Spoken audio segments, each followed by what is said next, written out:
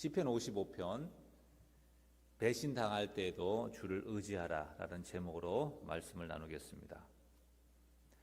이 시의 배경은 나와 있지는 않지만 주석가들이 추측하기를 다윗의 모사였던, 다윗의 전략가였던 아히멜렉이 압살롬 편을 들어서 다윗을 대적한 일, 그것이 얼마나 가슴이 아팠는지 그것을 배경으로 다윗이 이 시를 썼다라고 이야기를 합니다.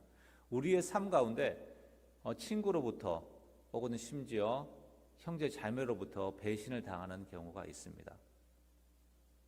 어쩌면 배신하는 것은 우리를 가장 아프게 하는 그러한 죄악이라고 말씀드릴 수 있겠습니다. 예수님도 배신을 통하여서 십자가에 넘겨지셨고, 그것은 아담이 선악과를 먹는 그 배신의 행동을 통하여서 우리의 죄가 시작되었다는 것을 또 의미하고 있습니다. 그런 배신을 당할 때 우리는 어떠한 심정이냐 하면 4절에 있는 것처럼 사망의 위험이 내게 이르렀도다 이렇게 말하고 있습니다. 마치 죽음과 같은 그러한 고통이 있고, 그래서 6절부터 8절을 보니까 7절에 특별히 내가 멀리 날아가서 광야에 머무리로다. 삶의 모든 것을 벗어버리고 모든 관계들을 끊고 혼자 어디로 떠나고 싶은 그런 마음이 들 때가 있습니다. 그 이유가 9절부터 11절에 있는 것처럼 성내의 강포와 분쟁을 보고 10절에 성벽에 다니는 그런 제약과 재난이 있고 11절에 압박과 속임수가 거리를 떠나지 아니하도다. 나의 삶의 현장에 내가 눈뜨고 보는 것이 악함이고 또 나를 해하려고 하는 것들이기 때문에 내가 도저히 거기서 살 수 없기 때문에 광야로 도망을 가겠다 이렇게 말합니다. 그러면서 12절에서 그러한 핍박과 억압이 누구를 통해서 오는지 말하고 있습니다. 12절에 나를 책망하는 자는 원수가 아니다. 내 친척이고 내 친구고 내 가족이다 라고 말하고 있죠.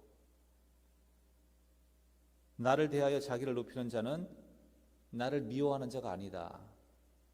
내가 사랑하였던 사람, 나를 사랑하였던 사람, 그런 관계 속에서 있던 자가 나를 대적하기 때문에 난 정말 괴롭다 이렇게 말합니다. 13절에 나와 있죠. 그는 곧 너로다. 나의 동료, 나의 친구, 나의 가까운 친으로다. 우리가 같이 밥도 먹고 놀러도 다니고 특별히 교회에서 같이 찬양하고 기도하고 말씀을 나누고 같이 교회를 섬기며 봉사하던 그런 사람이 나를 배신할 때 아픔이 얼마나 큰지 다윗은 말하고 있습니다. 그러면서 그것이 얼마나 속상했느냐 하면 너무나 속이 상해서 15절에 사망이 갑자기 그들에게 임하여 살아있는 채로 무덤에 묻히게 하소서 이런 저주의 말을 하고 있습니다. 우리가 이런 배신을 당할 때에 우리의 모든 인간관계는 무너지게 됩니다. 그래서 드라마를 보면 흑화한다고 하죠. 그때부터 인간이 이제 바뀌게 되는 거죠. 선하게 살려고 하다가 배신의 쓰라림을 한두 번 당하게 되면 야, 인생 이렇게 살면 안 되는구나. 나만 호구가 되는구나 생각하면서 나도 이제 독해져야겠다라고 생각을 합니다. 그렇게 하고 가진 방법과 수단을 동원하여서 그 악을 응징하겠다고, 내가 선함을 보여주겠다고 그렇게 나섭니다. 그런데 시인은 이렇게 말하죠. 66절에 그럼에도 불구하고 그러나 나는 이 모든 상황에도 불구하고 나는 그들이 그렇게 나를 배신하고 나에 대해서 악을 하지만 나는 그런 반전이 16절에 있습니다. 여호와 하나님께 부르짖으리니 여호와께서 나를 구원하시리로다.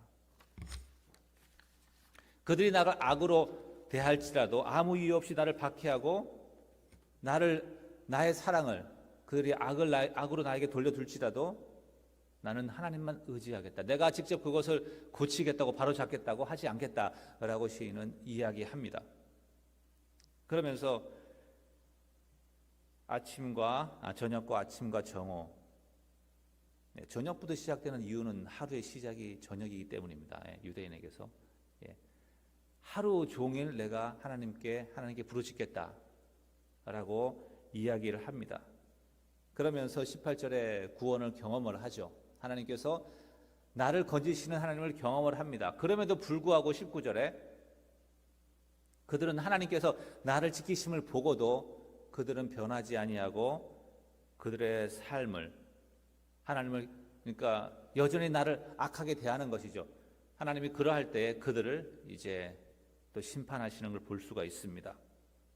하나님의 심판을 경험하죠. 기도를 통하여서 하나님께서 바로 잡아주시는 것을 경험을 합니다. 그러면서 20절, 21절은 왜 하나님을 하나님을 의지할 수밖에 없는지를 말하고 있어요.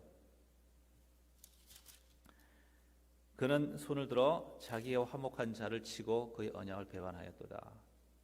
우리가 인생을 살아가면서 신뢰의 관계 속에서 언약의 관계 속에서 살아가죠. 결혼할 때도 서약을 하죠. 결혼 서약을 합니다. 약속 가운데 우리는 살아갑니다. 그런데 그 약속을 어기는 사람을, 그 언약을 배반하는 사람을 우리의 방법으로는 도저히 감당할 수가 없는 것이죠. 21절에 보니까 그의 입은 우유 기름보다 미끄러우나 그의 마음속에는 칼이 있다고 말합니다. 나를 칭찬하고 나를 선하게 이야기하고 좋은 말로 약속은 하는데 그 의도는 나를 해하려는 것입니다. 우리가 이것을 어떻게 감당할 수가 있겠습니까? 그래서 우리 스스로 그것을 바로잡으려 하지 말고 하나님께 간구하라. 그것이 어쩌면 신약에서 말하는 선으로 악을 갚으라. 악을 악으로 갚지 말라. 선으로 악을 갚으라. 이런 말씀이죠. 그러면서 22절 이렇게 말합니다. 내 짐을 여호와께 던져버리라. 던져버리라. 직역을 하면 그렇습니다. 던져버리라. 인생의 짐, 관계 어려움들, 그런 짐들이 많이 있죠. 힘든 관계들, 그리고 내가 살고 있는 인생의 무게들을 하나님께 던져버리라. 하나님께서는 의인의 요동함을 원하지 않으신다. 내 마음이 평강 가운데, 우리의 마음이 평강 가운데 있기를 원하신다는 그런 고백을 하고 있습니다. 그러면서 22절에 보니까 하나님께서 반드시 나를 힘들게 하고 억압하는 자들은 하나님께서 심판하실 것이다 라는 그런 고백을 하고 있습니다. 말씀을 정리합니다. 어떠한 상황이 와도 이 세상에 모두가 나를 대적하고 그리고 불의가 판을 치고 심지어 내 친구나 가족이 나를 배신하는 상황이 있어도 나는 주님을 의지하리라. 이것이 우리의 고백이 되어야 할 것입니다.